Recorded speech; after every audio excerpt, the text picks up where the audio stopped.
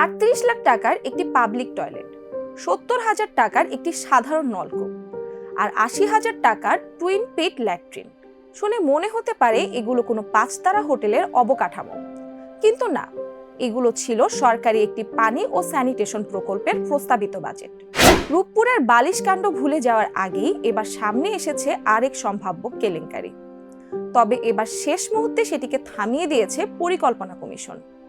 কি ছিল সেই প্রকল্পে আর কিভাবে ধরা পড়ল কোটি কোটি টাকার অতিরিক্ত ব্যয়ের হিসাব? টাইমস অফ বাংলাদেশ এক্সপ্লেনারে জানাবো বিস্তারিত।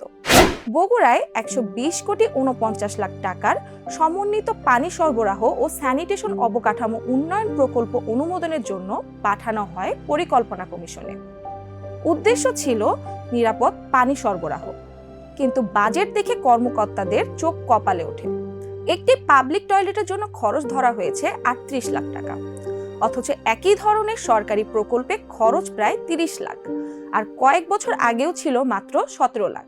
শুধু তাই নয়, যে টুইন পিট ল্যাট্রিন বাজারে 30-35 হাজার টাকায় করা যায়, সেটির জন্য ধরা হয়েছে 80,000 টাকা। আর দেশের অন্য জায়গায় 28,000 টাকায় বসানো যায় এমন সাধারণ নলকূপের বাজেট করা হয়েছে 70,000 টাকা। এতেই শেষ নয়, 669টি কমিউনিটি নলকূপের ব্যয় ধরা হয়েছে 46,63,00,000 টাকা, অথচ বাজার দর অনুযায়ী একই কাজ শেষ হওয়ার কথা 20 কোটির একটু বেশি টাকায়। পরিকল্পনা কমিশনের হিসাব বলছে মাত্র 4টি খাতেই সমজাতীয় সরকারি প্রকল্পের তুলনায় অতিরিক্ত ব্যয় ধরা হয়েছে প্রায় 30 কোটি টাকা, আর বাজার দরের সঙ্গে তুলনা করলে সেই অঙ্ক দাঁড়ায় প্রায় 48 কোটি টাকা। সবচেয়ে অবাক করা বিষয়, 50 কোটির বেশি প্রকল্পের জন্য বাধ্যতামূলক সম্ভাব্যতার সমীক্ষাও করা হয়নি।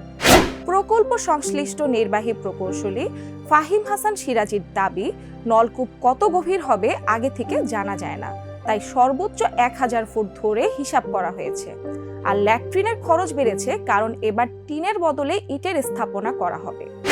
অন্যদিকে স্থানীয় সরকার বিভাগ বলছে তারা নয়, প্রকৌশলীরাই ব্যয় নির্ধারণ করেন, কিন্তু পরিকল্পনা কমিশনের অবস্থান ছিল স্পষ্ট, সরকারি নির্ধারিত রেটের বাইরে যাওয়ার সুযোগ নেই। তাই প্রকল্পটি সংশোধনের জন্য ফেরত পাঠানো হয়।